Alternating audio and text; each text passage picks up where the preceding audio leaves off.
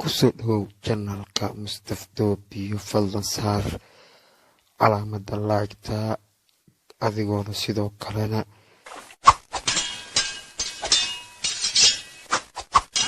muqdisho muddo 3 sano waxaa ku sii kordhaysay xanibaada wadooyinka oo caqabad ku noqotay halbowlaha isu socodka bulshada qaybaheeda kala duwan. muqdisho markaa tagtid waxay tahay mid kala go'an isla markaasina si fudud aan ku adeegsan karin wadooyinka halbowlaha isku socodka gaadiidka iyo dadweynaha muhiim u ahaa. waxaa maalinta ka dambeysay sii kordhayay wadooyin halbowlayaal ah dhagaxyo la soo dhigay. dadkana waxay ku tilmaamayaan inay nolosha qayb ka noqonayso caqabadaha 3 sano ee dowladda farmaajo uu hogaamiyo.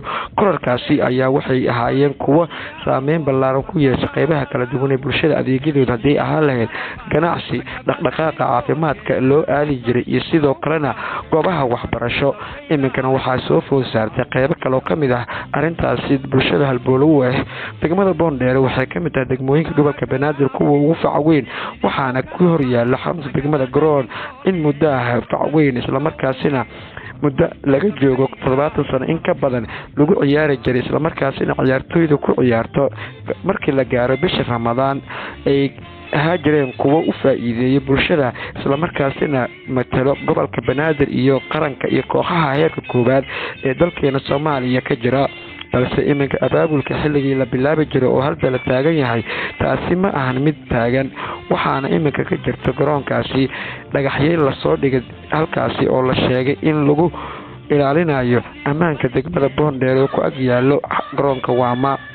waxaana aroortii u soo jarmaadi jiray dad fara badan oo qaba xanuunka macaanka si halkaasi u sameeyaan jimicsi dhidid iskaga keenaan caafimaadkooda badqabka jirkooda iyo dhalinyaro fara badan oo ka faa'iideysan jirtay halkaasi si aysan qayb ugu naqanin siyaasadaha isdiidan ee ka jira Soomaaliya iyo inay ku biiraan dhalinyarada iminka iyo kuwa mustaqbalkooda lumay ee ku biira qaybta maandooriyaha.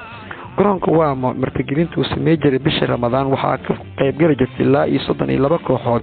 abaabulkii xilliyadan oo kala bilaabay jiray manager dadka dhalinyarada ah iyo kuwa da'da ah ee ku garoonkaasi adeegsan jiray waxay ku sheegayaan inay qoys taagan yihiin dhagaxyo la soo dhigay in muddahana garoonkaasi uu ka caaganaa isboortigana wuxuu yahay mid kaliya bulsho isku keento isla markaasina isdhexgalkooda caalamkana waxay dawladaha ku adeegsadaan isdhexgalka bulshada hagida fariimaha nabadda iyo weliba soo jiidashada indhaha nabadgelyada ka turjunta.